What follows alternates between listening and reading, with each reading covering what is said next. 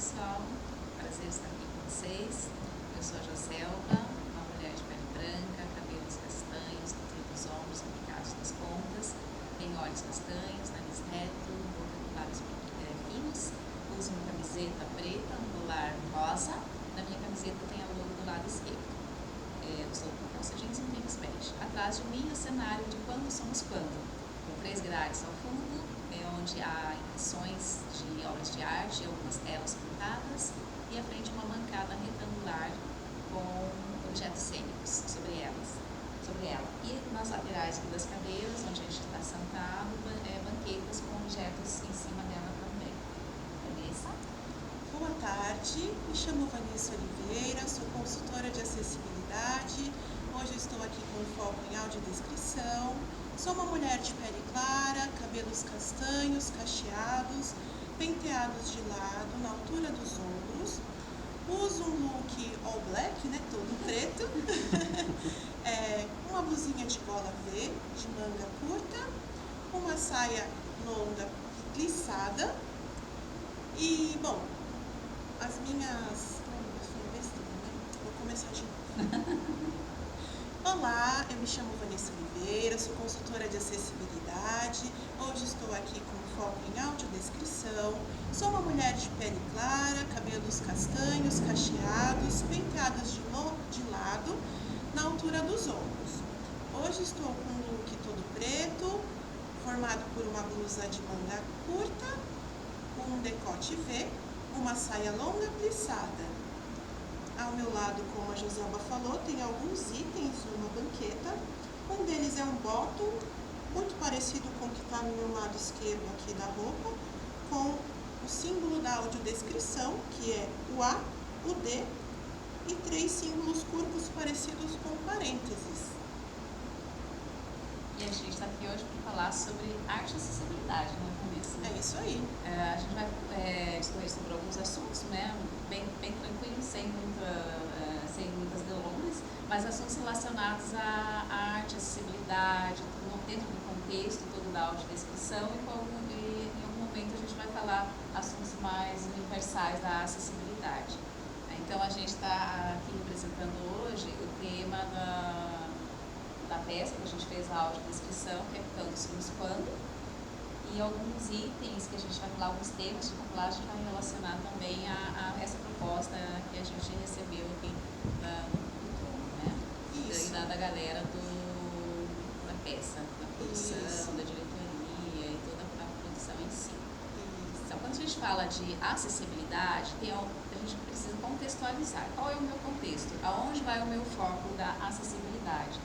A acessibilidade, ela tem uma parte conceitual, uma parte mais social, para que a gente possa trazer aí para o ambiente que a gente está falando. E tudo começa com uma frase bem famosa, nada sobre nós sem nós. Então, essa frase, ela é uma frase criada por uma ativista, April Dubin, e que é autora de um texto em inglês, vamos testar a minha pronúncia, Nothing About Us Without Us. Então, é a tradução dessa frase. Nada sobre nós sem nós, a luta pelo reconhecimento da abordagem de direitos humanos aos assuntos de deficiência. Aí, Vanessa, pode falar um pouquinho mais sobre essa frase, né? O que ela representa para nós na arte, na acessibilidade. Bom, o nada sobre nós sem nós significa que a gente não pode falar sobre acessibilidade, inclusão das pessoas com deficiência sem a presença das pessoas com deficiência, tanto como público, mas também como parte integrante da construção desses projetos artísticos ou qualquer projeto que seja, onde exista acessibilidade na produção, na concepção e, claro, como público-alvo. Público usuário, público cliente, público, qual o termo melhor, né, se adeque, mas também como a pessoa pensante na produção e nas ideias, nos insights. E um outro conceito que traz base para isso também para nós aqui no Brasil é a LBI, que é a Lei Brasileira de Inclusão. E nesse documento ela já diz para a gente quais são os tipos de acessibilidade, quais são o que a gente deve pensar nessa inclusão. Então, a Lei Brasileira de Inclusão, ela promove, ela assegura os direitos de igualdade, condições de igualdade, para que todos possam atuar de forma universal, né? E ninguém fique de fora desse Isso, conceito. ele é um projeto de lei que traz as diretrizes justamente do que seriam essas boas práticas e de que forma ela pode ser aplicada, né? Para trazer Sim. inclusão. E o nosso De papel, forma geral. o nosso papel enquanto profissionais da acessibilidade é traduzir isso em coisas mais simples, que a legislação são palavras de lei mais duras, mais rígidas. E nós, como profissionais de acessibilidade, a gente flexibiliza isso traduzindo para a prática, ou como fazer. Traduzir aquilo tudo em coisas mais fáceis de serem ouvidas, serem executadas e conforme cada obra também, entendendo a linguagem de cada obra. Uma outra diretriz também que a gente tem, que é bem importante mencionar, é do desenho universal, né? A acessibilidade dos princípios do desenho universal, que atende a todos os tipos de deficiência, todas as formas de deficiência, para que a gente possa adaptar a nossa construção e atender de forma universal mesmo. E quando a gente fala em deficiência, a gente não pode associar isso à doença, tá?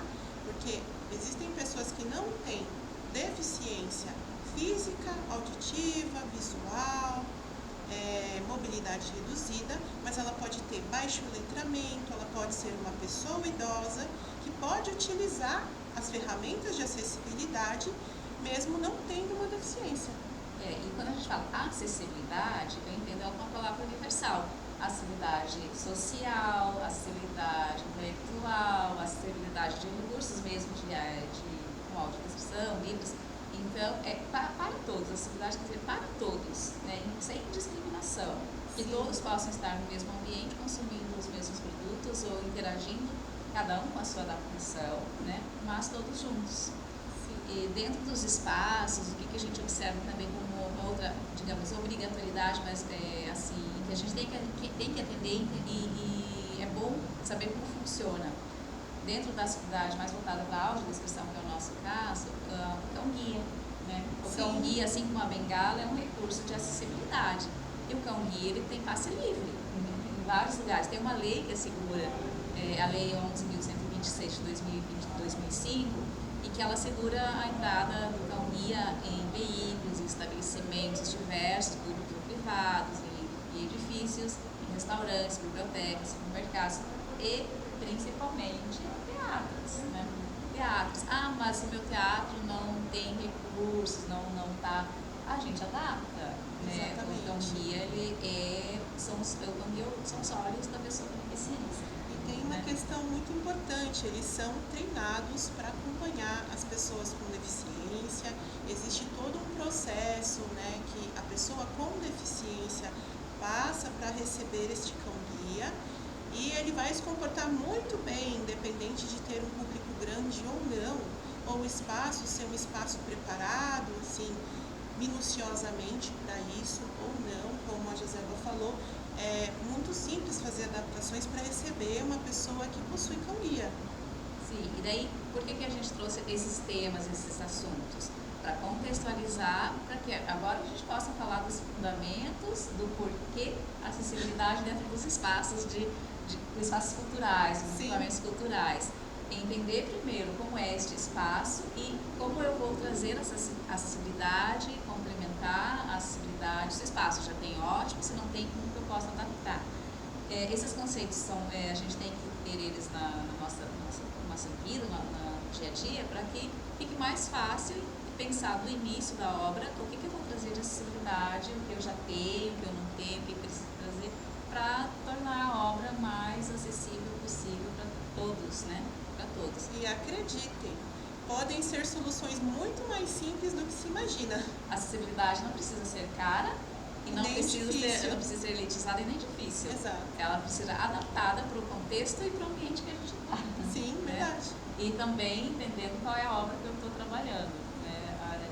Pode ser que eu não use todos os recursos. Eu tenho um arsenal de recursos de acessibilidade, eu vou selecionar alguns e trazer aquele que melhor se comunica com a minha obra, que melhor se comunica com o local onde eu estou e que eu possa fazer isso de forma simples, né? Simples e econômica, né? fácil, facilitar. O nosso papel é facilitar. Exato. E para ajudar nesse processo, trocando em miúdos o que a Joselma está explicando, é aí que entra o consultor de acessibilidade e a coordenação de acessibilidade, que vai avaliar o público-alvo, o estilo da obra, o espaço onde será feito o espetáculo, né, ou a exibição artística, para justamente adaptar o que de fato é necessário e o que não é necessário, porque muitas vezes a gente pensa assim, nossa, eu preciso pôr isso, pôr aquilo, um monte de coisas, e na verdade não, às vezes o próprio espaço naturalmente já favorece e o consultor de acessibilidade e a coordenação de acessibilidade ajuda a produção e a direção também, né? Sim. A entender todo esse processo. A ajudar a pensar. Porque nós temos, pela organização dos temas, nós temos 7 tipos de acessibilidade. O nosso se enquadra na acessibilidade comunicacional. Mas dentro da comunicacional, quando a gente vem para os espaços, a gente tem a arquitetônica, que é o que mais se fala e mais é conhecido. Exato. Mas trazendo então, para a comunicacional, que é a audiodescrição, Libras, né, tem mais a ver com o nosso nicho, nossa experiência de atuação, que recursos a gente pode trazer, aonde que a gente vai se posicionar, tudo isso pensado no início, né, o tamanho do teatro, é um teatro pequeno para 100 pessoas, é um teatro para 2.500 pessoas, Sim. É um espaço aberto, é o ar livre, é um festival, né, é um corporativo, uma palestra, né, são temas diferentes, são lugares diferentes e a gente vai adaptar conforme a necessidade, tornando parte da obra a acessibilidade. Então, não fica desmembrada, tem que ser a parte da obra, né, não é uma pós-produção, não é uma produção depois, é uma produção antes, durante e depois. O depois é como o artista, ele ensaiou, né, ele se preparou e no dia da apresentação ele teve um percurso, né, extenuante que ele passou para se apresentar. Da mesma forma, a acessibilidade. A gente tem um caminho antes para desenhar, para se preparar, e no dia é o finalmente, é quando a gente está com tudo pronto já para trazer para o nosso público. Desfalático, tá, João? Mas usando como exemplo, quando somos quando, a parte das Libras, o figurino dos intérpretes de Libra acompanhava o figurino dos intérpretes, dos performers, né? E a audiodescrição, ela teve brechas por ser um espetáculo que não tinha tantas falas, para que a Joselma, na audiodescrição, trabalhasse a descrição das imagens, o que era muito importante para os usuários de audiodescrição, para poder compreender esse espetáculo que tinha ali poesia, música, dança e teatro no mesmo espetáculo. Sim, é importante, né? Então, quando a gente tem a obra, que entende se ela é uma obra apenas de dança, sem falas, ou um misto, que tem falas e tem brechas, é uma obra mais tranquila em relação a um texto mais calmo, ou com pausas, é bem importante, porque nessas pausas a gente tem uma liberdade maior de incluir mais informações. Quanto mais pausas, mais pensado for o texto, pausas estratégicas, obviamente, a gente consegue inserir a audiodescrição sem atropelos e a pessoa com deficiência visual consegue acompanhar mais facilmente. A gente sempre vai se adaptar à obra, obviamente, vai ter recursos para isso, mas quando é pensado no início, a gente já tem essa liberdade de incluir. Então, a acessibilidade como um todo, esses recursos todos, a gente vai pensando conforme a necessidade da obra e a necessidade do local. Há também, se falar, quando a gente fala de acessibilidade, não é apenas Libras e audiodescrição, tem também a linguagem simples. Hoje, o público neurodivergente está com tudo, né? Está vindo para assistir teatro, musicais, inclusive. Eu já participei de espetáculos de rua, de espetáculos de Natal, em que o maior público divergente foi o último ano, de 2025, dezembro de 2025. E tinha-se a ideia de que a pessoa neurodivergente não suporta barulho. Multidões, barulho e luz piscante. Sim, isso é verdade em alguns casos, mas o espetáculo de rua, o espetáculo de Natal tem muita luz, muito barulho, muita gente e pessoas participam em conjunto com todos. Então, isso é maravilhoso. Vai depender da adaptação que a gente faz e de como a gente faz também a recepção desse público. Então, a gente falou para olhar nossa colinha aqui do porquê, né, da fundamento, porquê de alguns recursos serem utilizados, a acessibilidade comunicacional como um todo, e a gente pode falar de exemplos depois de uma comunicação acessível, pensada desde o início. Então, se eu conheço a obra desde o início, eu consigo pensar numa comunicação acessível. É muito caro fazer uma comunicação acessível. É só saber escrever, ter um celular e né, conversar e trazer as artes prontas, né, para o audiodescritor. Sendo a arte do espetáculo, compartilhando a arte, a gente faz um vídeo convite, faz uma descrição de texto alternativo para ir para as redes sociais. Isso, né, tendo celular, tendo uma rede social, a gente faz. Uma outra situação diferente que a gente pode fazer. Para quem, a gente sabe que quando a gente vai ter um público mais letrado, ele pode ter letramento em braille, a gente faz um programa em braille, uma coisa simples em braille também. É uma medida de acessibilidade simples que a gente pode usar. Aqui a gente tem um modelo, né, de uma agenda, e a gente seleciona o que é interessante, colocar no texto braille, para que a pessoa possa ter a liberdade de sentir ali, ficar na recepção, ela ter esse material para tatear e fazer essa leitura. É também uma preocupação. Uma outra questão em relação ao público de Libras, a gente pode ter placas indicativas, pode ter um receptivo também de Libras, para que ele possa ser direcionado num ambiente muito grande, né, muitas salas de teatro, um shopping. Pode ter uma pessoa de receptivo de Libras também, que atenda na língua de sinais, né, para que a pessoa se sinta parte ali da obra. E no caso da audiodescrição, a gente já tem também um receptivo que atua ali para, desde o início, desde a entrada, ou mesmo antes, dependendo do grupo que vem. Quando a gente tem grupos, a gente aguarda num local pré-determinado, pode ser num ponto de ônibus, no metrô, ou num lugar de referência comum a todos, num terminal de ônibus, conforme o grupo que vem, na porta do teatro, para conduzir até o Uber, para trazer até a poltrona. Então, são preocupações assim, que a gente coloca por parte do serviço para que a pessoa tenha a melhor experiência possível, para que ela ela consiga vir sozinha, ir embora sozinha e usufruir do espetáculo que ela escolheu assistir. Então, isso faz parte da autonomia da pessoa com deficiência visual, uma preocupação nossa. Aí, então, a gente já falou da bengala, do cão-guia, né, as pessoas que usam bengalas. Há também a técnica do guia humano, que é o que a gente falou do receptivo, que é a pessoa acompanhar até as poltronas ou até o Uber para ter essa segurança. Então, orientação e mobilidade, que é bem importante ter essa noção de orientação e mobilidade para quem vai produzir um espetáculo. Ter pessoas que conheçam o básico de orientação, mobilidade, as técnicas que ela oferece. Então, a técnica do guia, do receptivo, como conhecer uma bengala, né? Então, nós temos três, pode falar um pouquinho mais, os estilos de bengala. Então, aqui eu trouxe uma de modelo, essa é uma bengala articulável, né? Eu só não sei como que articula, você vai ter que me mostrar um pouquinho aqui, olha. Essa daqui, aqui é vermelho? É vermelho e prata. Essa é uma bengala estilizada para uma pessoa simbolicamente, tá, gente? Porque tem as cores de bengala, mas não é literal. E eu vou explicar por quê. Essa daqui... As mulheres, principalmente, gostam de estilizar. Exato, pintar de rosa, colocar adesivos. Então, é uma bengala mais com a cara dela. Exato. Um acessório. Porque torna-se até uma extensão do nosso corpo.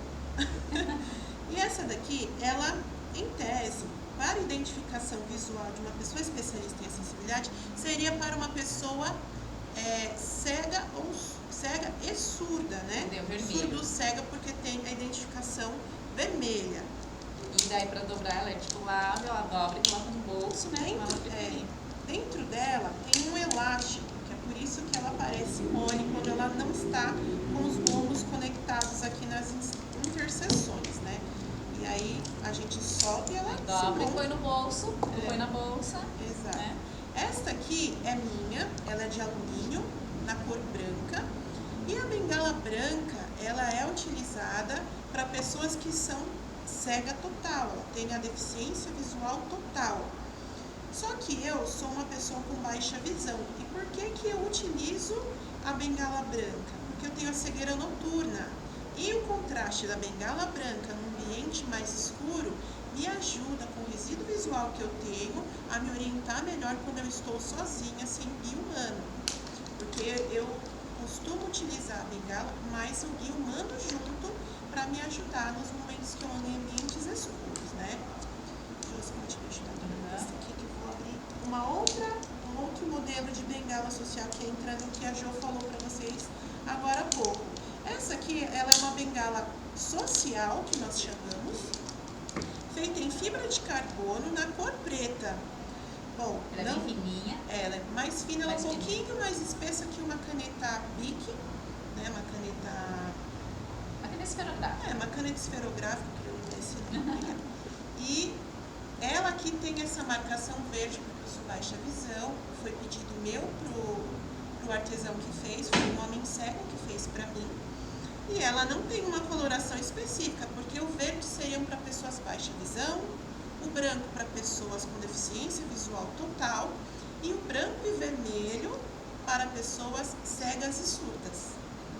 Então, esse é o primeiro ponto para uma pessoa da arte a identificar o grau, não sei o grau, mas o tipo de deficiência visual que o usuário possui. Olha, para um efeito mais prático, você chega na pessoa, tocando no ombro dela delicadamente, porque ela pode não enxergar nada ou ter resíduo visual, né? E se apresentar. Então, boa noite, me chamo Vanessa, sou receptivo de acessibilidade, estou aqui para te ajudar. Você tem baixa visão ou deficiência visual total? Gente, a pessoa não vai levar mal se perguntarem se ela tem deficiência visual total, porque é uma informação importante para conduzir como o receptivo vai guiar essa pessoa, não é, João? Sim, como que eu te chamo? Uma pessoa cega, uma pessoa com cegueira, uma pessoa deficiente? Qual é o melhor termo? Para não errar, podem falar PCD visual, que PCD é pessoa com deficiência. Você não porta deficiência, certo?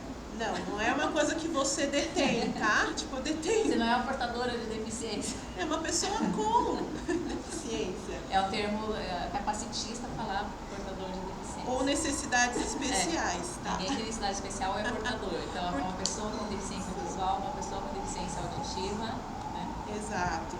Fala-se auditivo. Eles têm um sinalzinho, né? Que é É assim, né? assim, É isso. sinalzinho de quando a pessoa precisa de libras, né? Sim. Porque é bem importante esses termos, porque no receptivo, aí você já consegue se comunicar mais efetivo, né? Com a pessoa com deficiência visual. Ou outras, né? Para evitar os termos mais pejorativos. Um exemplo de termos que não se deve utilizar. Por favor. Usar um diminutivo, benzinho ou porque bengalinha. Porque o que acontece? Se você falar para alguém, por favor, você pode chamar aquele ceguinho ali e perguntar se ele precisa de ajuda? Não façam isso. Tratar como se eles fossem coitadinhos. São seres humanos normais, tá, gente? Comuns como todos. E são adultos, na maioria das vezes são adultos. E mesmo as criancinhas hoje em dia não... falando diminutivo aí, né? Mesmo as crianças hoje em dia não são tão infantilizadas como eram no passado. Então, como pessoas normais, gente. Porque são pessoas normais. Só tem uma adaptação para que o ambiente fique mais tranquilo e mais acessível possível, né? Exato. O acolhimento não quer dizer você ter dó ou tratar como coitadinho. E isso entra também num dos modelos de acessibilidade, que a gente fala de acessibilidade atitudinal. A gente querer entender o nosso público, o nosso usuário, querer saber algumas coisas básicas, isso é atitude, né? São atitudes que não custam, informação. A gente pode, através de uma assessoria, de uma consultoria, também ter essas trocas, né, de acessibilidade atitudinal. Então, trazendo todos esses temas, porque a gente está dentro de um espaço de arte, trazendo pessoas que vão usufruir da arte, e como que a gente adapta esses espaços para as pessoas com deficiências em geral, neurodivergentes, que são, né, pode ter vários níveis, pessoas com deficiência visual, com deficiência auditiva, pessoas cadeirantes. Então, como trazer eu não gosto da palavra acolhimento, mas eu gosto da palavra atendimento, como atendê-los da melhor forma possível. Ou recepção, né? Recepcionar da melhor forma possível. Eu quero atento a esses detalhes. Eu estou atenta a esses detalhes, então entra a produção da obra exatamente, né? Que é onde vai acontecer o recurso da acessibilidade.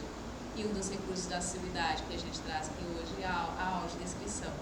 Então, a gente procura fazer um checklist de tudo, né? Ter esse checklist desde o espaço, aonde que eu vou ofertar a minha obra, qual a expectativa de público, como é que eu chego neste local, qual a duração da obra, isso é importante. Horários e dias, para atender o maior público possível, porque temos pessoas que trabalham, temos pessoas que estudam, geralmente final de semana, mais tranquilo, mas temos pessoas que gostam de sair durante a semana também.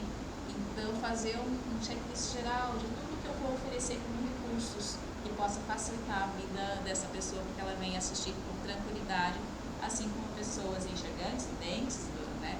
Como também escolhem os melhores dias. Então, a acessibilidade é uma escolha, ela tem que ser uma escolha, não uma obrigatoriedade. Ela pode escolher, dentre os dias ofertados, o que melhor atenda à necessidade dela de locomoção ou de acesso, né, para que ela tenha acesso. E tudo isso, então, aí a gente entra no mundo da arte, conversando com a produção, como que eu vou oferecer isso, né? Aonde vai ser? Qual o edital que essa obra está participando? Qual é o valor, o orçamento que tem? E dentre as medidas de acessibilidade, a gente então vai elencar dentro do acessível também pelo edital, o valor, né? O edital é um mecenato, é uma lei Rouanet, qual é esse edital? Qual é o recurso monetário, o orçamento que a gente tem? E aí a gente começa a pensar na acessibilidade, todos os recursos possíveis que a gente pode trazer. O local onde vai ser já tem definido, ele tem uma cabine, ele não tem uma cabine, ele tem poltronas confortáveis, ele tem espaço para reservados, eu tenho que pensar nisso. Então, esse checklist a gente vai construindo, a gente tem alguns itens obrigatórios, obviamente, mas vai depender de cada obra e de cada local escolhido e do orçamento também disponível. E aí a gente vai pensando, nós temos vários recursos, vamos nomear os principais que a gente pode utilizar e vamos usar isso como? Em todas as apresentações, em uma só, também vamos pensar desde o início como, da melhor forma, a gente pode propor no orçamento, que é o que vai impactar também para o produtor. Então, em relação ao local, né, pensar nesse local que eu estou escolhendo. Ele tem rotas acessíveis, ele tem banheiros acessíveis, ele tem rampa, ele tem... O que mais que a gente pode pensar? Olha, quando eu penso em acessibilidade, eu penso em acessibilidade para todas as pessoas. Então, pensando na acessibilidade arquitetônica, uma pessoa com cadeira de rodas, uma pessoa que utiliza bengala, não exatamente o PCD visual, uma pessoa que quebrou a perna e ela quer vir ao teatro, ela está em recuperação, mas ela está em fisioterapia e quer vir ao teatro, né? Uma pessoa que passou por uma cirurgia para não precisar mais usar óculos, de miopia, se eu não me engano, e ela está em recuperação, mas ela quer vir ao teatro, não exige esforço físico para assistir, ela vai usar a audiodescrição, sabe? Então, eu penso nisso como parte do projeto como um todo. Da mesma forma que eu penso para o público em geral, a acessibilidade é para o público em geral, não só para um público específico. Então, quando eu costumo falar de acessibilidade, eu não falo isso só segmentado para a pessoa com deficiência, e é isso que eu gosto muito de trabalhar com a Joseba, porque ela pensa a acessibilidade dessa forma global, e é isso que ela está pensando para vocês. E também, quando se traz nessa questão, a gente pensa no neurodivergente, musical, por exemplo, muito luz, muito LED, som alto. Como que eu posso trazer acessibilidade para essa pessoa? Tenho os abafadores de ruído, que são os fones, eu tenho um espaço, posso criar um espaço um pouco mais reservado dentro do ambiente ali, ou pensar numa rota alternativa, dependendo do espaço, para que ela fique mais no espaço reservado para ela, com os recursos que ela precisa. Na pessoa cadeirante tem um lugar de boa visibilidade, mas que ainda assim ela tem como se locomover sozinha, da entrada do teatro até o auditório. Com pouca ajuda, porque nós sabemos que nem sempre é possível que se tenha uma autonomia num lugar que a pessoa não conhece, como qualquer pessoa. Precisa de um guia, né? Fica aqui nessa direção, enfim. Isso me ajuda a saber quantas pessoas na equipe vão precisar com o receptivo. Porque a gente sabe que nem toda produção tem uma equipe grande para fazer a administração do evento na hora do espetáculo. Então, na acessibilidade, a gente já pensa nisso, a gente já tem uma equipe de receptivo, dependendo do local, posso ter posso ter dois, posso ter uma equipe de receptivo. Tem teatros, por exemplo, que para 2.500 pessoas, 3.000, tem elevadores, tem escadarias. Como que eu vou ter uma equipe que fique na portaria e conduza essas pessoas até o primeiro balcão, o segundo balcão, até a plateia? Então, isso tudo a gente vai pensando no planejamento da produção acessível, né? E sempre em conversa com o produtor, com os artistas, com quem pensou a estética da obra, tá? Então, isso tudo a gente vai trazendo como referenciais, né?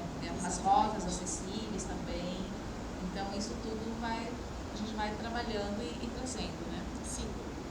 Então, nesse quesito, a gente falou um pouquinho do planejamento, uma gestão mais acessível, ouvindo todas as partes de acessibilidade, e a gente trazendo também um pouquinho de Libras, né? Qual a duração do espetáculo? Eu preciso de profissionais que se revezem. Qual vai ser o estilo da Libras? Vai ser uma Libras mais tradicional, mais formal? Eu quero fazer uma Libras mais artística, e uma Libras mais artística que hoje faça parte do espetáculo, que esteja contemplada, que atue junto. Também requer um profissional de Libras com formação diferenciada, assim como na audiodescrição a gente tem profissionais diferenciados, na Libras também. Então a gente vai escolhendo os profissionais de acessibilidade que melhor se adequem ou que melhor conversem com a obra.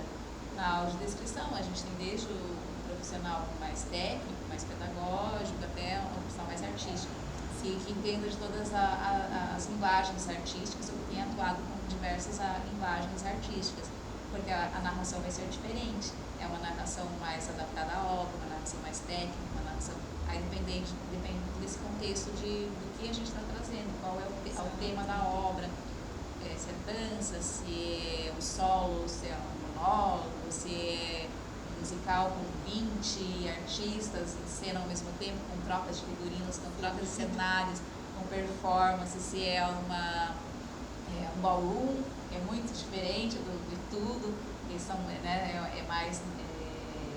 tem muita coreografia, muito cenário não, mas mais fotografia, muita maquiagem, muito figurino e muita coreografia, bem marcada. Então tem algumas coisas mais técnicas, outras mais urbanas. Isso muda o tipo de profissional. E nem todo profissional escolhe também aquela arte. Então isso faz a gente procurar os profissionais que estejam já habituados com a linguagem artística que ele escolheu.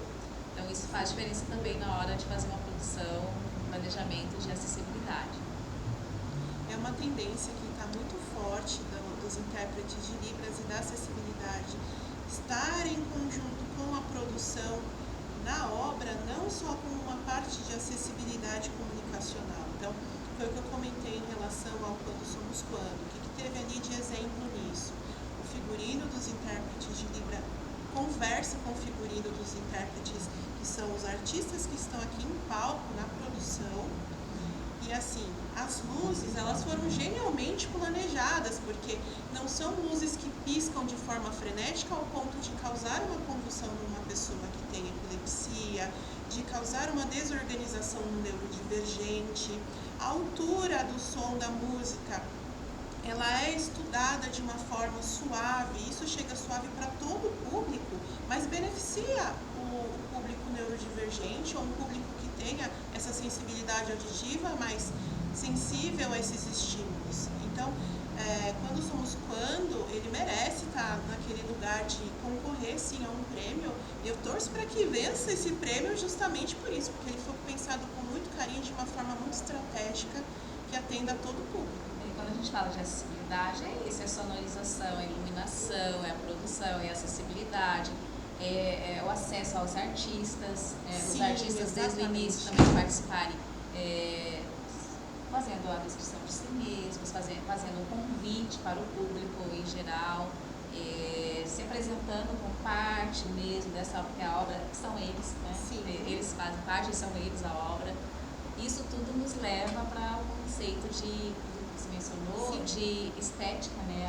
A estética da obra acompanha a acessibilidade. Ou acessibilidade estética, que é o que a gente está trazendo cada vez mais. E como que a audiodescrição entra nessa acessibilidade estética? A gente já tem alguns recursos que já se enquadram nisso, mas uma obra também ela pode ter alguns recursos de acessibilidade estética. Sim. Que seria figurinos, né, com texturas, figurinos que falam, né, figurinos, cenário que fala como? Através do toque, através de histórias que a gente vai contar. O artista, quando ele está no palco, ele está contando a história de um objeto, a história da vida, ou a história, alguma história, é uma contação de histórias. Sim. A forma que ele vai contar, ele vai usar o corpo dele para contar isso de várias formas. E como que entra a acessibilidade estética na audiodescrição em si? Como que eu vou tocar essa obra? Como que eu vou ouvir essa obra? Como que eu vou sentir essa obra? Então, quando a gente traz um tour, uma visita guiada, um tour sensorial, ou a gente traz uma audição de uma nota introdutória, né? Isso entra numa acessibilidade estética, que a gente vai conversando com aquele público e ele vai se integrando na obra. Sendo inserido, né? Desde a recepção, o convite, até antes da chegada ao teatro.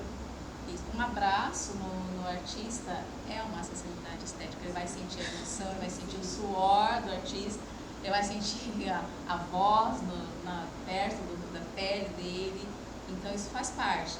Nem sempre é possível, mas tomara que seja sempre possível. Sempre que possível é super valioso. Isso tudo faz parte de uma comunicação acessível, de uma estética da obra, de uma estética com acessibilidade, uma acessibilidade com estética, isso nas suas vertentes, e principalmente ter um palco preparado para isso, pessoas que conduzem. Então a visita pode ser uma visita imediata, uma visita guiada, vai depender também do contexto, do que a gente tem de material para fazer isso. E são recursos que a gente utiliza com o que já se tem no palco. Não precisa contratar e comprar a parte, né? Não vai onerar uma obra. A gente já tem todo o material. O cenário já está aqui. É só pensar, e executar um roteiro. Tudo que a gente faz em audiodescrição tem um roteiro. Assim como tem a dramaturgia da obra, nós temos o nosso roteiro. E o roteiro ele trabalha em cima da dramaturgia da obra. Ele se conecta. Então a gente usa a dramaturgia para inserir as nossas falas, inserir as informações necessárias, né, que é a audiodescrição em si, e também para descrever o ambiente. Aqui nós estamos no ambiente já montado para acontecer a obra, e a visita guiada, o tour sensorial pode ser antes ou depois, vai depender muito também da disponibilidade do espaço e de como foi planejado desde o início esses ensaios ou a execução da peça em si, do espetáculo em si. Então é bem importante pensar nisso antes, para que a gente já tenha, quando chegue na hora da apresentação, a gente já tenha tudo isso, todo mundo saiba o que vai acontecer, a gente já sabe quais são os espaços que vão ser utilizados, quem vai ter contato com quem, que a gente possa percorrer os ambientes e não tenha nenhum estranhamento, que tudo se conecte, né? Então a estética, a acessibilidade estética é isso, fazer parte com uma linguagem acessível e uma narrativa também mais adaptada e agradável de se ouvir. Sem dúvidas. Porque quando você recebe um material depois de uma pós-produção, tudo prontinho, é diferente quando você participa do início. No final, você vai colocar a acessibilidade que é possível. No início, a gente pensa em todos os recursos possíveis. E de forma natural. Uma linguagem natural, mais universal e que todos tenham acesso. Então, a acessibilidade ela vai acontecer. Ela pode acontecer mais bonita e agradável, Sem sobrecarga para ninguém, nem para quem cria a arte, nem para quem recebe a arte. Ou ela vai acontecer, sim, vai acontecer acessibilidade, porque né, exige-se a acessibilidade, mas vai ter também. Como vai acontecer, a gente define, né? Com o produtor, estuda, verifica as possibilidades, sugere, troca ideias, então é uma troca, né? Não é uma imposição, é uma troca. O que a gente pode oferecer diferente? O que o produtor ou o idealizador do espetáculo tinha em mente quando ele trouxe? Qual foi a inspiração que ele trouxe? A gente traz palavras, ou traz objetos, ou traz um tour sensorial conectado a isso, para que a obra fique completa e a pessoa, o usuário também da cidade esteja ali conectado com esse pensamento. Fazendo um comparativo de qualidade final desse resultado, quando a gente tem acessibilidade acompanhando desde o início, na concepção da obra, e quando a gente tem acessibilidade colocada ao final da obra, vai ter qualidade nos dois casos, porque é uma equipe profissional que está trazendo, mas quando a gente vem junto com a produção, a direção, desde a concepção da obra, isso vem numa qualidade muito natural e é satisfatório para todos. Todas as equipes com as quais eu trabalhei, desde a concepção da obra até o lançamento, ao longo da temporada, a satisfação de todos os envolvidos é nítida na presença com essas pessoas e também nos depoimentos das pessoas, nos relatos. Sim, um relato bem importante. E trazendo daí para a produção, né? Você disponibiliza um valor, né? Você tem aquele valor lá disponibilizou para acessibilidade e na prestação de contas precisa comprovar a acessibilidade. O depoimento escrito ou vídeo depoimento é o que vai coroar essa prestação de contas. Não é só a contratação do serviço em si, mas o que o usuário teve de experiência, né? Então a acessibilidade é isso também. Você vai já vai construindo a prestação de contas desde o início. Como que eu vou prestar contas, ou como que eu vou comprovar, ou como que eu vou saber se a minha acessibilidade foi contemplada, foi efetiva. Com depoimento. Com esse depoimento, a gente tira fotos, pega depoimentos, faz filminhos, a foto com os artistas é importante para ter essa interação. Eu vou também fazer uma prestação de contas disso no final. Né? Vou ter foto do espetáculo acontecendo, das pessoas interagindo, assim como as pessoas comuns vêm, o espectador comum vem assistir a obra e tira fotos, né? A gente também, para acessibilidade, também tira as fotos, pega depoimentos e é bom quando a gente percebe esse resultado, né? A criação desse canal de comunicação com o público em geral é muito importante, porque o espetáculo ele não acaba aqui no final da apresentação, ele é perpetuado, faz parte da carreira de todos os envolvidos. E ter esse canal de diálogo com o público traz para a gente o feedback, o retorno disso, que foi a experiência do público, para saber o quanto a gente atingiu esse público de forma positiva e o que a gente pode melhorar. Sim, e trazendo um pouquinho das acessibilidades que a gente mencionou, né, nessa produção toda que a gente falou de lugares. Então, quando a gente fala de teatros, um dos tipos de acessibilidade mais lembrados sempre é a arquitetônica, né? Então, tem rampa, tem elevador, tem banheiro adaptado, tem calçada com piso tátil. Nem sempre vai ter. Então, por isso, também, mais uma vez, reforçando o receptivo. Né? O receptivo ajuda nessa orientação, né? E isso pensado também desde o início, no planejamento da obra, a localização, né? O curso que eu tenho que ter por conta da localização. Se é central é uma coisa, se é num bairro é outra, se é um ambiente mais antigo é um, se é mais novo é outro. Nem todo teatro tem, como a gente falou, cabine. Eu posso trabalhar sem cabine, sem problema nenhum, mas eu tenho que ter um equipamento que não tenha ruídos, não vaze ruídos. ou então o audiodescritor, por exemplo, está num lugar onde ele não vaze a voz, né? O lugar mais reservado. Aí ou o microfone ajuda, que é o que a gente geralmente utiliza, que é como se fosse uma palestra silenciosa, né? É o mesmo recurso de uma palestra silenciosa. Então você fica no microfone e enquanto isso ninguém percebe que você está nesse microfone, porque a voz é muito baixa, né? Então não atrapalha, não atrapalharia. Mas dependendo do tipo, do gênero de obra, se é uma obra muito silenciosa, sim, um ambiente muito pequeno, muito intimista, então eu tenho que pensar nisso desde o início também, como que eu vou colocar essa acessibilidade. Já aconteceu comigo de um teatro muito pequeno, uma obra sem voz, nem só movimentos corporais, e só ruídos mesmo muito baixos dessa artista, e eu tive esse desafio de ter uma voz muito baixa, um equipamento bom, para né, que não vazasse o meu áudio, que poderia atrapalhar a performance dela pela concentração. Então pensar isso desde o início, o que eu tenho, o que eu vou oferecer. E o contato com a produção é extremamente importante. Sem dúvidas. O que pode assustar muito em relação à acessibilidade arquitetônica é aquela questão das normativas, né? Que tem lá a NBR 9050, que fala que tem que ter tal sinalização, que tem que ter tal medida de rampa, que tem que ter tal especificação para os banheiros. E aí você está fazendo um espetáculo onde o edital não aprovou assim um valor incrível para você conseguir um local incrível.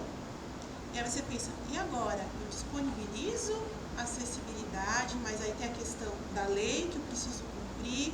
Como que eu faço isso? Aí entra tudo dentro do que a Jo acabou de falar.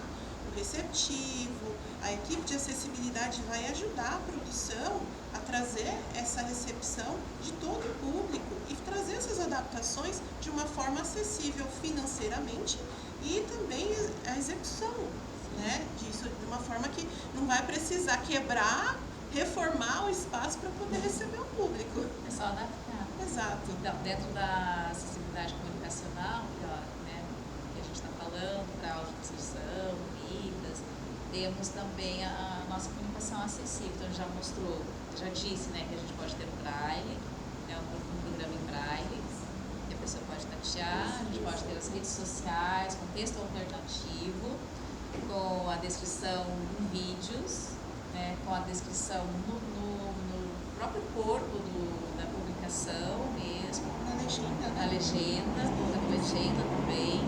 Que outras formas mais que a gente pode incluir essa comunicação, além dessas? Olha, a comunicação, ela pode ter a linguagem alternativa, que são ícones ou imagens que reforçam as informações, e parece ser uma questão ou infantil, ou um ícone que está ali só para enfeitar uma legenda. Na verdade, ele é uma técnica de comunicação alternativa que reforça para pessoas que têm baixo letramento ou são alfabetizadas apenas em Libras. Ela vai ver o intérprete ali na comunicação visual de vídeo e vai assimilar através do ícone de endereço, aquele pequeno desenho que simboliza os ingressos. Que são as pranchas de comunicação também. Que entram também as pranchas de comunicação que podemos ter acessíveis nos espaços, para quando a gente não sabe falar Libras, o intérprete não chegou, mas o público chegou e precisa usar o banheiro, precisa beber água, precisa saber onde é que ele vai sentar para esperar.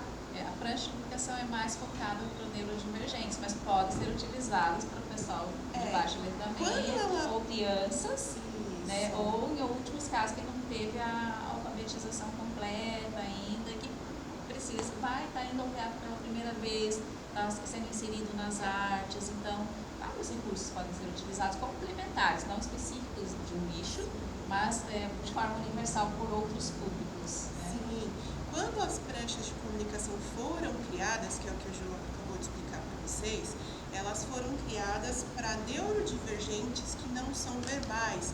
Então, ali no suporte 2, suporte 3, que ele não desenvolveu a fala, mas ele precisa se comunicar. Então, foi lá para criar a educação inclusiva que essas pranchas foram criadas, e ao longo do uso, percebeu-se que dava para utilizar para crianças, para pessoas que perderam a fala, idosos por degeneração, neurodivergentes, que é o foco principal, pessoas surdas ou ensurdecidas que não falam o alfabeto comum, não foram alfabetizadas de forma tradicional, foram alfabetizadas em Libras, e aí viu-se que esse recurso de acessibilidade que seria nichado atende uma gama muito maior de pessoas. Por isso que eu sempre falo, acessibilidade é para todas as pessoas. Sim. E também um outro recurso que é bastante comum para a gente, para as pessoas cegas, são as informações em texto mesmo, enviadas por grupos de WhatsApp. Por quê? Porque os telefones, eles têm a acessibilidade do áudio, que é o Talkback e o VoiceOver, para iPhone e para Android. Então, quando a gente coloca, tem lá o folder, o flyer, o card configuras, isso não vai ser lido só pelo WhatsApp, pelo texto. Mas tem as IAs que leem.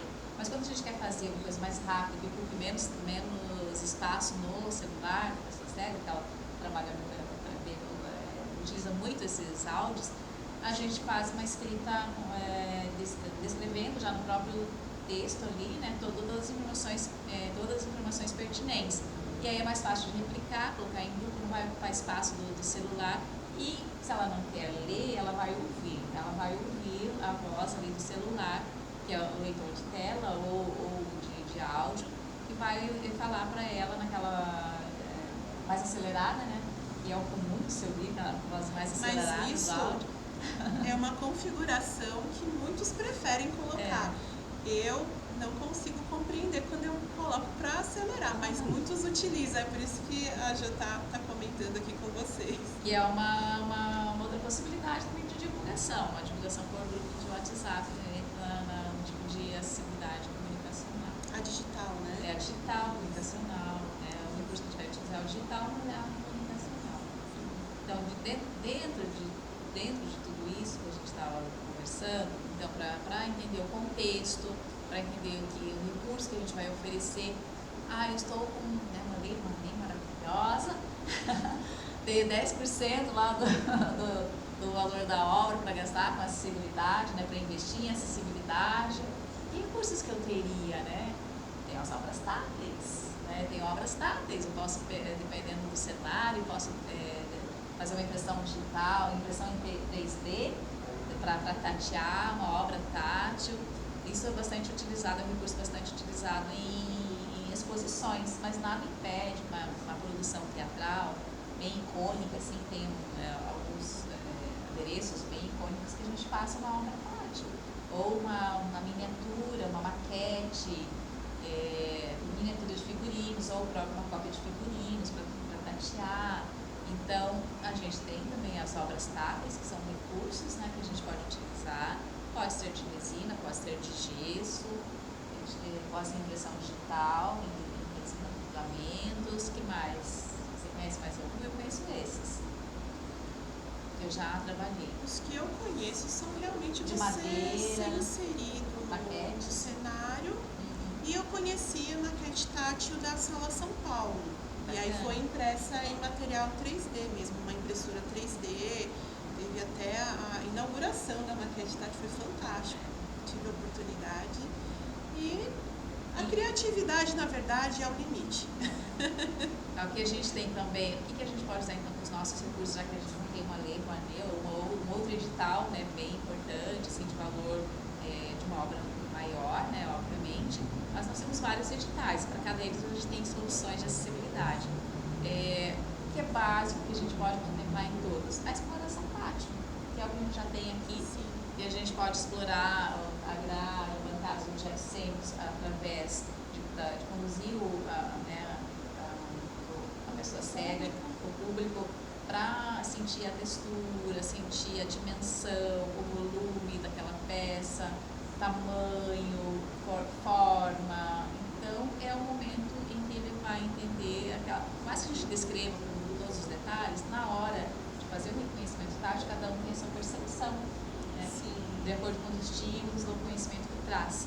Então, é bem importante fazer o reconhecimento tátil, essa exploração, ou exploração sensorial, ou um tour tátil, ou um tour mediado, a forma como a gente vai definir depende da duração e do que a gente propôs, né, do espetáculo. Então, isso é uma coisa que a gente pode oferecer em todas as peças, essa exploração sensorial, todos os espetáculos, porque tem o próprio cenário que a gente vai utilizar, os artistas ali presentes, o que a gente tem de recursos. Então, não precisa fazer nada diferente a não ser de utilizar o material já disponível. As visitas sensoriais para neurodivergentes é incrível para eles compreenderem a obra. Eles podem utilizar a audiodescrição para ajudar a focar a atenção ao longo do espetáculo.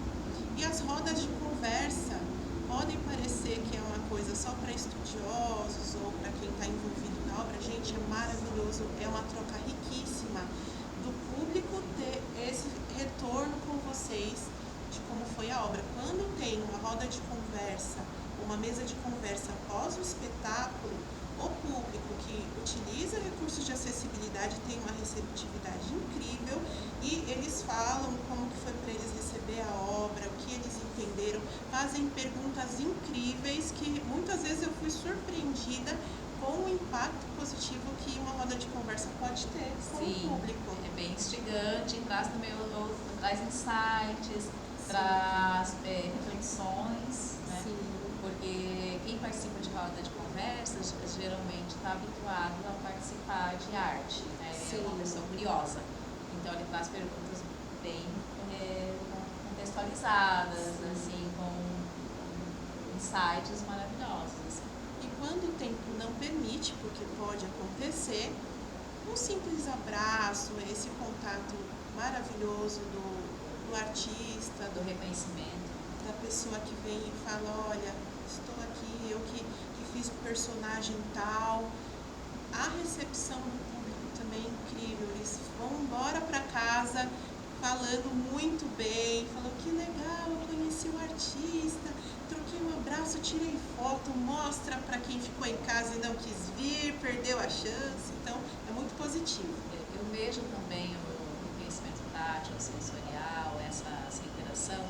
E na área comercial a gente fala ativação de marca, né?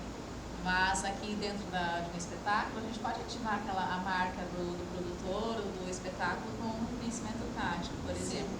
Há várias formas de a gente trazer isso bem organizado e esteticamente bonito. Como que eu apresento um figurino dos artistas? Eu posso deixar exposto numa arara normal, que é legal. Eu posso deixar num manequim previamente vestido e uma placa bem identificada, exploração tátil, experiência tátil, experimente o tecido, a textura. Então isso tudo conversa é uma conversa entre o espetáculo e o usuário. Então, como que eu vou ativar a marca desse espetáculo se eu tenho 10 apresentações, tem uma temporada inteira, se eu tenho 20 apresentações, ou se eu vou ter só uma apresentação, 2 apresentações, eu preciso explorar isso o máximo possível para que tenha esse resultado positivo. Então, a forma também como eu vou trazer o tour sensorial, a exploração sensorial, tátil, também diz como que eu vou traduzir isso em palavras para as pessoas e também para que eles repliquem. O que acontece hoje nas ativações de marca? Tem os backdrops, os espaços instagramáveis, né? Então, o que seria um tour sensorial? É um espaço instagramável, onde ele quer tirar foto, onde ele quer dizer que ele foi, que ele participou, que é o que acontece com as ativações. Geralmente, olha, eu fui, eu estive lá, eu participei, eu senti, eu experienciei. Então, o tour sensorial é isso, eu experienciei, eu senti, eu sei como é, né? Eu estive lá, eu participei. Então, como a gente vai organizar isso também, sempre com a estética da obra, obviamente, isso também diz pra gente se o resultado que a gente vai ter, essa adesão de mais pessoas, principalmente quando a gente fala assim, a adesão é a formação do público, né? Trazer esse público sempre, é uma preocupação sempre, formar público, principalmente para as pessoas com deficiência visual, ter esse público cativo, para que ele frequente, estimular para que ele sempre ocupe os espaços, tirar da invisibilidade essa situação, acessibilidade é cara, não é possível, então se torna invisível, né? Então trazer essas ativações, o tour sensorial, faz com que as acessibilidade tem que ser visível. Todos sabem o que está acontecendo, todos sabem qual é a acessibilidade e conviver, trazer essa universalidade, né, da obra com a acessibilidade, não à parte, como, é um recurso. Não, ela é um recurso inserido dentro do espetáculo para que todos tenham acesso. Todos sejam acessíveis a todos. Uma visão um pouco utópica da minha parte como profissional de acessibilidade seria expandir no futuro isso para o público em geral e não só para a pessoa que é PCD visual ou neurodivergente. Eu acredito, porque pelos relatos que eu tive de alguns acompanhantes que experienciaram esse momento da visita guiada junto ao PCD, eles falam, gente, podia ter isso para o público todo. Que é uma visita mediada, que você traz o histórico, a contextualização e junto você experiencia o toque. É a experiência imersiva que traz o público como parte da obra. E é uma coisa que seria muito positivo que começasse e viesse a crescer e tomasse todos os públicos. Com certeza seria histórico. E falando da universalidade também, os recursos de acessibilidade não serem isolados, né? Por exemplo, a audiodescrição em Libras estão conectadas com os outros recursos disponíveis, então não é só Libras ou só audiodescrição, é a acessibilidade. Dentro da acessibilidade faz os recursos de Libras, recursos de audiodescrição, recursos de comunicação, recursos de vídeo. Então, essa conexão, né, essa universalidade, são todos os recursos de acessibilidade que se conversam e as equipes que estão integradas, elas se ajudam e se organizam da melhor forma possível para ter um espetáculo universal. Com certeza. E aí também a gente traz o conceito de audiodescrição, né? Que, no nosso caso, a audiodescrição é um recurso de acessibilidade, a gente já sabe, que é uma tradução de imagens em palavras, né? Então, por que a gente tem esses recursos todos? Porque a gente traduz tudo que é imagem e movimento em palavras simples, claro, observando também o estilo da obra. Às vezes requer um conhecimento técnico, que a gente tem que traduzir também, e transformar isso em linguagem mais simples, ou pode ser uma palavra simples na totalidade. Quando é um balé, por exemplo, obrigatoriamente, eu entendo que a gente tem que trazer alguns conceitos nas notas introdutórias, e essa parte mais técnica e mais difícil a gente traz nas notas introdutórias. E aí, o que são notas introdutórias ou notas proêmias?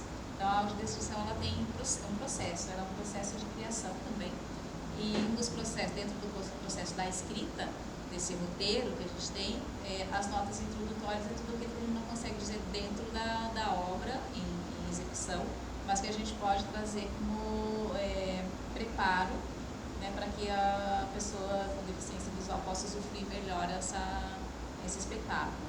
Então, tudo que é cenário, figurino, né, que não seja surpresa, obviamente não pode antecipar, mas tudo que é cenário, figurino e contexto, a gente traz para a nota introdutória, que é antes de começar o espetáculo.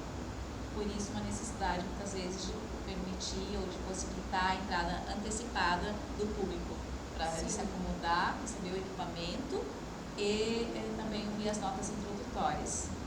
Porque tem alguns elementos que são divulgados para o público em geral com antecedência. Então, esses elementos, tudo que é imagem, de figurino, de artista ou de ambiente, a gente traz para as notas introdutórias. Esse é o primeiro tema, o primeiro tópico do roteiro de audiodescrição.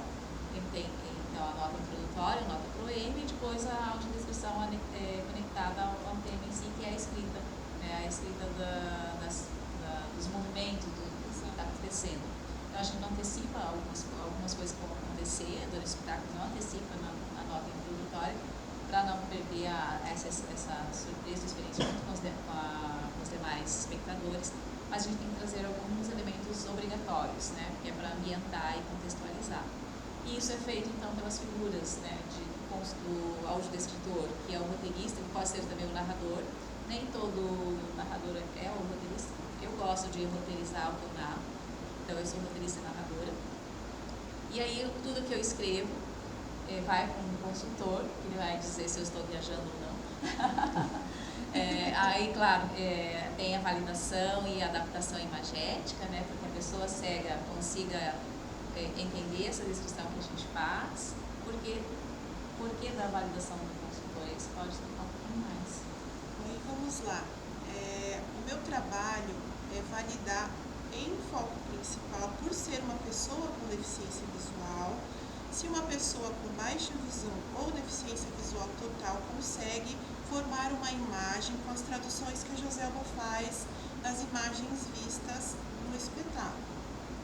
E aí, em segundo plano, não porque é menos importante, mas porque eu preciso analisar a acessibilidade de audiodescrição para diversos públicos que podem se interessar pela audiodescrição, eu vou lá pensando no neurodivergente, se ele consegue compreender, se naquele momento que a Jo de repente precisa fazer uma sobreposição sobre uma fala ou um som do espetáculo, vai ajudar ou vai atrapalhar esse neurodivergente a compreender, se é uma pessoa idosa, a velocidade como isso é narrado, ela vai conseguir acompanhar as pronúncias, se ela é disléxica, se é uma pessoa estrangeira que está aprendendo português e ela vai usar audiodescrição para aprender palavras novas na língua que ela está aprendendo, se ela é um estudioso de teatro ou de obras audiovisuais e ele usa a audiodescrição para conseguir compreender ali na obra, além dos estímulos visuais, como que funcionaria a acessibilidade, porque ele quer trabalhar a acessibilidade desde a dramaturgia,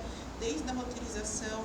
Então, eu como consultora penso em tudo isso, faço minhas anotações, em alguns casos, quando é necessário, faço sugestões e envio para Joselma esse roteiro com a consultoria pronta. E aí a gente reescreve e finaliza a obra.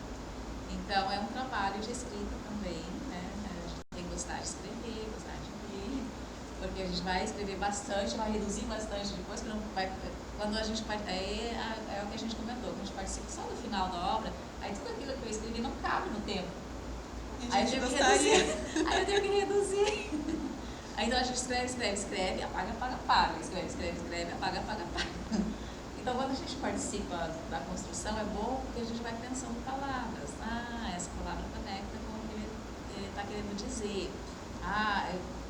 Eu escrevi várias palavras. Essa palavra não tem nada a ver com a obra. Aí eu tenho que mudar, então eu tenho que pesquisar. Ou se é um tema muito difícil que eu nunca vi, né? Pode acontecer, eu tenho que pesquisar. Então, eu vou demorar um tempo mais para eu pesquisar o tema, encontrar as palavras. Dança, vamos para dança. São passos, né? Uma sequência de passos. Se eu for explicar a sequência completa, vou nomear todos os passos. Não vai caber naquele 30 segundos, 2 segundos. Então, eu tenho que selecionar palavras que contemplem aquele movimento, ou vou fazer uma sequência de palavras entre as falas para dar a sequência dos movimentos. Aí, se de repente mudou a dramaturgia, vamos mudar só uma frase. Só que a minha frase é uma sequência. Então fica perdido o que eu escrevi. Aí eu tenho que escrever. Só mudei uma imagem, só mudei uma luz, mas eu tinha escrito aquilo numa sequência que tinha um contexto. Então vai fazer diferença se mudou só uma luz, se mudou só uma palavra, se mudou só uma frase. Então eu tenho que rever o que eu escrevi, mudar a minutagem, né? Porque naquele tempo, naquela deixa. A gente trabalha com rubricas e deixas, né? Sim. A deixa da palavra do artista. Aí o artista... São os momentos de silêncio que ela tem para poder encaixar. Aí a deixa era quando o artista falava determinada palavra. Ele esqueceu e mudou. Aí eu tenho que, na hora, saber que era aquela hora que eu tinha que falar, né? Então, o ao vivo, a gente está falando ao vivo, é isso. É ao vivo.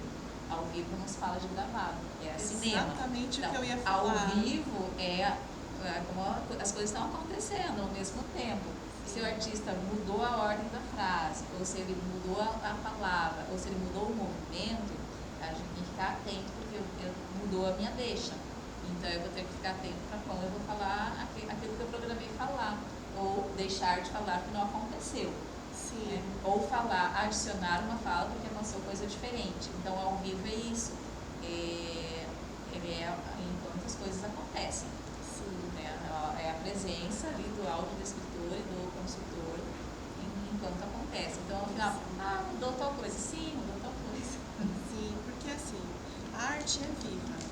E isso vale também para os intérpretes de Libras. Não dá para a gente gravar uma janela de Libras e deixar passando uma tela ou dar um tablet para a pessoa que vai utilizar as libras acompanhar, porque justamente tem um movimento que pode acontecer diferente. O espaço, se for um espetáculo itinerante, ele pode aumentar ou diminuir, isso vai influenciar na performance dos artistas ali no palco. O tempo de fala. O tempo de fala. Um dia o artista está numa inspiração que ele vai falar tudo pausadamente, ele vai se movimentar no palco de forma diferente, mais cadenciada. Tem um dia que ele está numa energia mais intensa, ele vai ser mais intenso. E as traduções, ela acompanha o estilo da obra, a intensidade da obra. Então não cabe para espetáculos ao vivo uma audiodescrição gravada e nem uma janela de libras gravada por essa razão.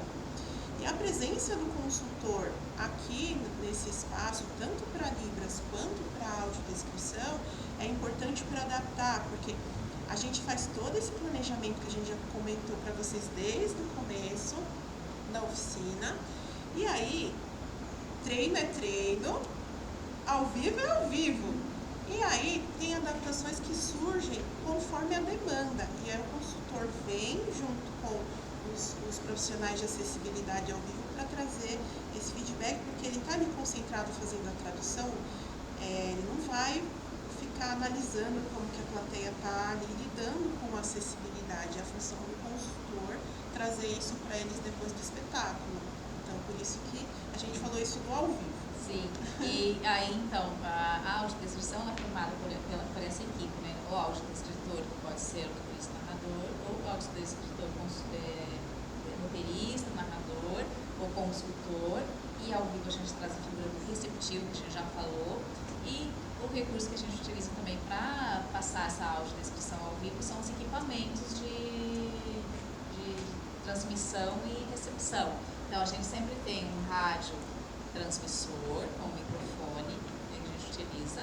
No caso, o audiodescritor eu coloco, posso usar esse, que eu gosto deste daqui, que é o pequenininho, que ele cancela bastante ruídos, eu acho que é ótimo para eventos de música, eu não vou ter vazamento do meu som, né? Então esse que eu uso para teatros grandes, teatros pequenos, ao ar livre eu prefiro um outro equipamento.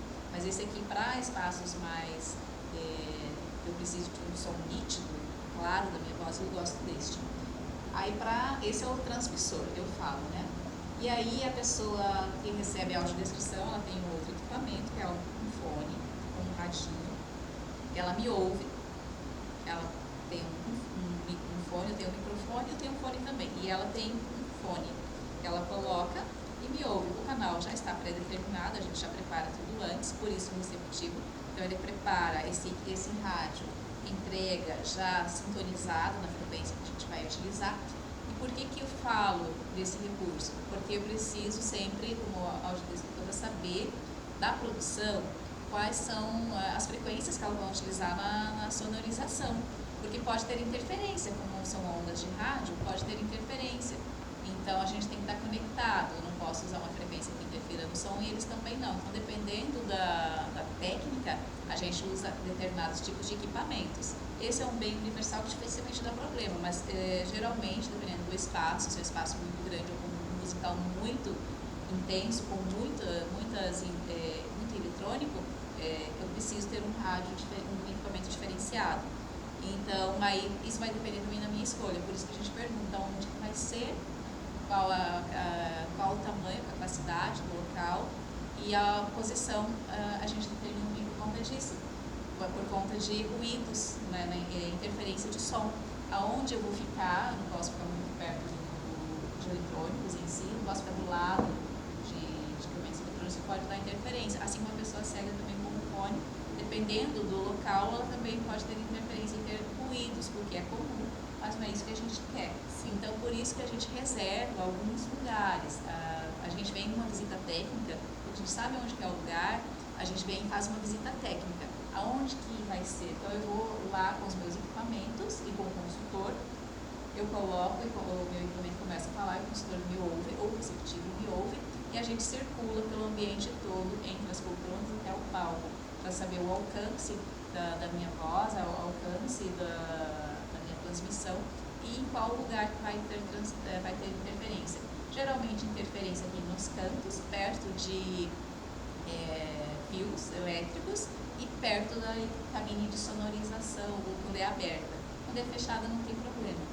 Então, aí determina também se eu vou precisar de uma cabine ou não, ou se eu posso trabalhar com cabine ou sem cabine. Então, a escolha do meu equipamento e o local onde vai ser. Por isso é essencial fazer uma visita técnica antes, para eu saber o que eu vou utilizar. Outro equipamento também que eu gosto de utilizar para a pessoa cega receber é esse aqui, que é o da Rioli, né? Não estou fazendo propaganda, mas é que é uma produção do Brasil, brasileiro. Então, eu tenho um radinho, aí eu trouxe um foninho de ar, mas a maioria das pessoas cegas com as quais eu tive contato, elas não gostam do foninho de ar, elas gostam do fone intra-auricular. Então, isso também interfere na escolha dos equipamentos que eu vou utilizar. O intra-auricular é esse daqui. Ela pode trazer o dela, ou eu tenho o meu, que é o mais fácil de higienizar, se eu trocar a borrachinha e passar o álcool gel, e já o de espuminha às vezes não é possível higienizar, então esse cuidado eu tenho que ter também de fazer a higienização dos equipamentos, né? Usar alguns descartáveis, se for o de fone de arco, mas geralmente quando a gente entrega o fone de arco, ele tira de uma orelha um só, então é melhor o intra-auricular, que é mais prático, e não parece, assim, a pessoa não parece estar utilizando nada, então eles gostam bastante do intra-auricular, mas é gosto. Eu conheço o meu público, onde eu estou. Quando eu venho, por que é importante vir para cidades diferentes? Para conhecer o gosto das outras cidades. E aí a gente vai entendendo também o perfil de usuários, o perfil de pessoas que gostam do recurso. Ainda bem que na maioria das vezes que eu tenho atuado, sempre tem alguém que vai pela primeira vez. Então é quando a gente vê que está expandindo e as pessoas estão tomando conhecimento da audiodescrição. Já tive a oportunidade de conduzir visita tátil com uma pessoa adulta que ela nunca tinha feito uma exploração tátil. Então, isso é bem bacana. E o cenário propiciou isso. Era uma peça infantil, foi uma peça infantil, e tinha um cenário de tecidos, com tecidos em relevo. É caro fazer tecidos em relevo? Não. Então, esse cenário foi construído não pensando nisso, para o público infantil, mas que contemplou a pessoa com cegueira total, tatear e perceber o contorno de um pássaro, de uma casa no tecido. Então, o relevo é muito importante também para a pessoa cega, né, nesse contexto. Então, dos profissionais de audiodescrição, a gente falou que o audiodescritor é o narrador, pode ser a mesma pessoa, o consultor. Então, esse trio, essa dupla são obrigatórios. O receptivo da equipe vai depender do local e da peça, a gente vai ter mais ou menos.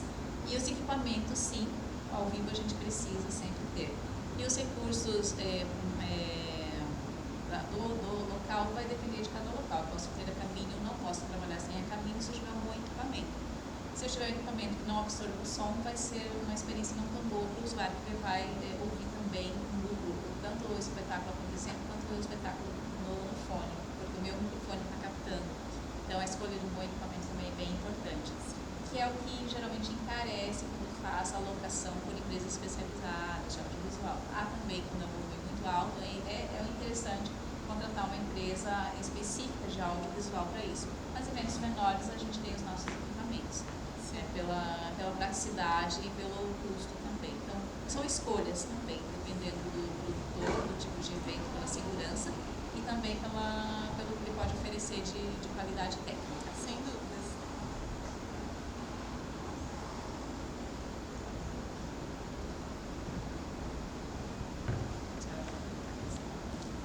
E aí, então, se tem mais algum comentário, Vanessa, que a gente não abordou, que você gostaria de fazer, você como consultora, da tua experiência, acho que a gente abordou bastante questões, aqui a gente falou de recursos, a gente falou de editais, para a gente se atentar para os editais, o que eles pedem, obrigatoriamente o que eles pedem em relação de acessibilidade, e dicas que a gente dá sempre observar o que o edital pede, o que ele obrigatoriamente pede, pensar isso primeiro para atender, e a partir disso o que eu tenho de recursos financeiros que eu posso colocar e o que eu tenho de recursos cênicos que eu posso incluir.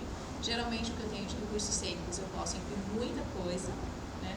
vai da criatividade de conversar com a produção desde o início, e de recursos financeiros, o céu é o limite. A gente tem obras táteis, tem maquetes, tem oficinas, tem visitas guiadas, tem palestras, oficinas práticas. Aí depende da obra, o que ela está contextualizando, o que ela está querendo dizer, e que a gente pode trabalhar com isso, pensando na universalidade da arte. Sim. Na parte da concepção do projeto para aprovação em edital, é interessante que a pessoa que está fazendo o planejamento para apresentar esse projeto para o edital e vai pensar em acessibilidade, fazer uma consultinha com um profissional que seja de acessibilidade, que tenha conhecimento em projetos culturais, produção cultural, porque aí já vai acontecer desse profissional te dar essas dicas do que pode ser colocado ali no projeto e as formas de fazer isso ser aprovado de uma forma com mais facilidade, para que não fique voltando ou sendo rejeitado o projeto ali do produtor cultural que está realizando esse projeto. E aí, nesse campo, acho que a Joselma pode até falar um pouco mais, porque ela tem mesmo a especialização em produção cultural, né? O que a gente sempre contextualiza é qual é o edital e o que a obra pensou, quem desenhou a obra, o que ela pensou de resultados, de alcançar quais resultados. E a gente, nessa consultoria, nessa assessoria, a gente vai pensando juntos, né? Vai pensando juntos, entendendo, claro, com o menor custo possível, o máximo que a gente pode oferecer. Isso é uma construção, vai depender obra a obra, se a gente tem todas as informações iniciais, desde o braille, para público específico, para todos, se eu estou pensando em atender, em estender esses recursos para uma instituição, ou se é para o público cativo, ou se é para o público acadêmico. Então, isso tudo vai depender de como a gente está pensando a obra desde o início.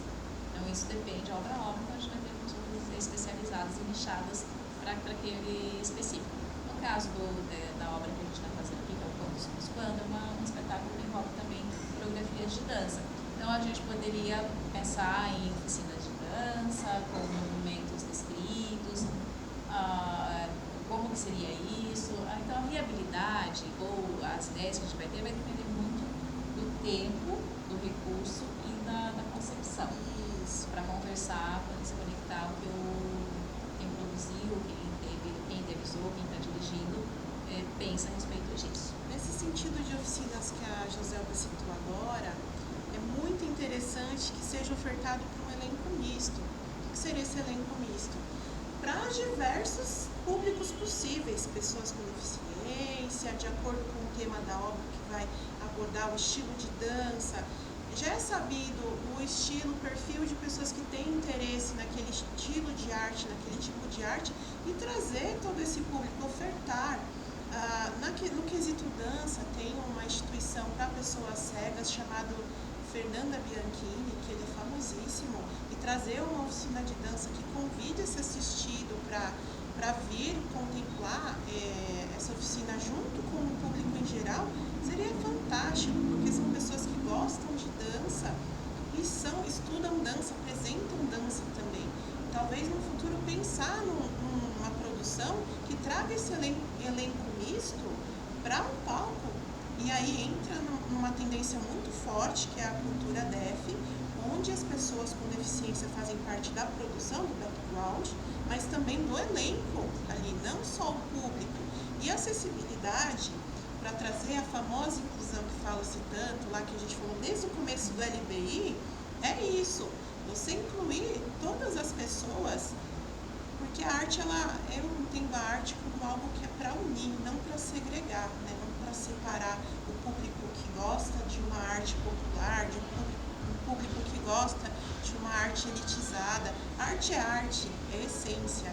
E trazer essa essência para públicos diversos é a forma mais linda e completa de se traduzir isso, de trazer isso para o mundo real, para a prática. E aí contempla tanto quem já é consumidor de arte, quanto quem é para a formação de público, né? A gente sempre precisa pensar na formação de público. E em São Paulo é um pouco muito rico em artistas, pessoas com deficiência, pessoas cegas que cantam, que atuam, que dançam também. Eu sou de Curitiba, então eu faço acessibilidade para grupos de dança, de pessoas cegas, dança do ventre, participo também de outros grupos que fazem tour turístico, então é um universo amplo, assim. Aqui em São Paulo tem a Companhia de Dança de Diadema, que eles têm um projeto de educação de dança para pessoas com deficiência lindíssimo, e são pessoas abertas a parcerias, assim, o pessoal da arte, né, em geral, é um pessoal muito cabeça aberta, e isso é maravilhoso. As possibilidades, que foi o que a Josefa me perguntou agora há pouquinho, tem algo que você quer acrescentar? São infinitas, a criatividade é o limite, ou seja, o céu é o limite, vai dar vontade de quem está ali trazendo essa arte, de quem está trabalhando junto com quem está trazendo essa arte, de fazer acontecer. Existem muitos caminhos a serem seguidos e a serem percorridos, caminhos que ainda não foram explorados e podem ser tendência de muito sucesso para trazer pessoas que antes não tinham hábito sequer de ir ao teatro, de teatro ser algo distante, e tem a questão formar da mobilidade, um tem a questão da mobilidade, de ser algo caro, porque, por exemplo, Quando Somos Quando é um espetáculo gratuito, não só para pessoas com deficiência, para todo o público. Então é nisso que eu quero dizer, que a arte é para todos, né? Isso, e um outro recurso que a gente pode contemplar, e complementando o que você disse, como a gente percebe que a mobilidade em grandes centros, como São Paulo, ao mesmo tempo que ela tem facilidade de mobilidade, mas para a pessoa com deficiência visual tem uma questão difícil de residir longe, talvez, ter que ir sozinha, não conhece o ambiente por conta de não conhecer, ao ter trechos com transporte específico, né, contemplar um transporte entre metrôs ou entre terminais de ônibus ou em pontos diferenciais, que possa, a partir daquele ponto referencial, trazer, ou até aquele ponto referencial, conectar ou trazer esse público em si. Mas cada caso é um caso, cada projeto é projeto, então, pensando nisso desde o início, a gente consegue identificar o que poderia trazer mais público ou não, dependendo do contexto e do que a gente tem disponível de recursos. Né? No cenário São Paulo, pode surgir essa pergunta, né, desse transfer entre o ponto de encontro até o local do espetáculo, que nem sempre é próximo do metrô ou é próximo dos pontos de ônibus. Existe um serviço chamado Atende, na Prefeitura de São Paulo, e o ligado ele é intermunicipal, que pode fazer a viabilização mediante a própria reserva da pessoa com deficiência, inclui pessoas com mobilidade reduzida, neurodivergente de suporte 2 e 3 e pessoas que têm surdo-cegueira severa. É gratuito, e também a própria produção pode solicitar, no caso do Atende, esse serviço que a Josefa falou, gratuitamente, é um serviço que a Prefeitura disponibiliza para fazer esse trajeto de, por exemplo, uma estação de metrô até o local do espetáculo, e depois pega esse público e leva do local do espetáculo até a mesma estação de metrô, por exemplo. Então, são caminhos, como eu falei, as possibilidades são infinitas, criatividade é o limite e pode parecer caro ou difícil, mas não é. Então, eu sou a Joselma Fonseca, eles podem me seguir no joselma.fonseca, ou elasad.acessibilidade. Eu sou Vanessa Oliveira, o meu Instagram é vanessaoliveira.insta. E nos chamem para mais trabalhos. Nossa, tem um monte de gente! Eles chegaram para ensaiar. Uau! Os Orlando. Tem mais alguma coisa que você gostaria que a gente falasse, que a gente não falou? Que a gente possa ter esquecido? A gente procurou abordar tudo que você pediu. Dá até para fazer um podcast. Então. Mas tem coisa que a gente não falou, só depois quando se perguntar em particular. Tem bastante coisa pra gente trazer pra vocês e é fantástico. Nossa, tô com a cabeça muito amiga. Você é tão articulada, fala tão bem. Parabéns.